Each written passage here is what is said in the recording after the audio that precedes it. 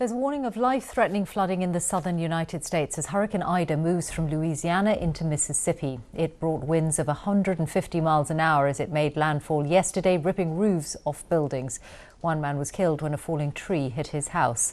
Flash floods have already affected residents of New Orleans, despite defences being strengthened after Hurricane Katrina 16 years ago. Our correspondent Neda Tawfiq is in New Orleans.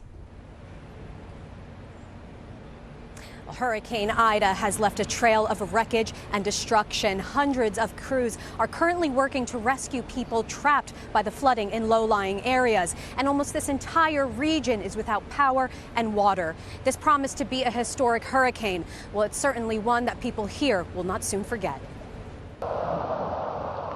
This was the force of Ida's winds as it mercilessly pounded Louisiana with water.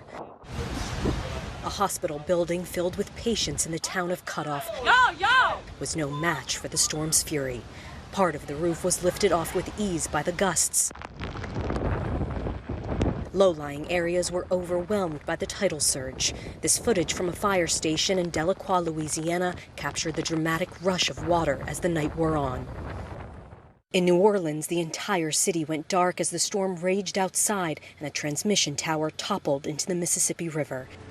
At this hotel, workers struggled to get their generator running.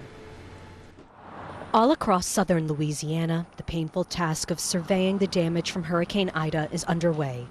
The destruction is immense, and the situation for some is desperate. In Jefferson Parish, emergency services have received at least 200 rescue calls since last night. There, the rising waters and intense winds left communities in tatters. Clarence has lived here for 50 years and says this is the worst storm he's lived through. It's terrifying. I mean, we're in the bedroom and it started leaking, and then we come out the bedroom and go into another room and start leaking in that room. And then finally we came into the living room and the dining room here, and this was the only room where it didn't really leak. It leaked, but it didn't leak that bad where the sheetrock fell in. Without proper shelter, power, or water, he has no choice but to leave. His dilemma now, where to go. Hurricane Ida strengthened so rapidly that it gave people here very little time to prepare or evacuate. For those who stayed, the night was scary, but seeing the fallout the morning after has been even harder. Along the roadways, closed and impassable in many areas, we found this family walking to find food.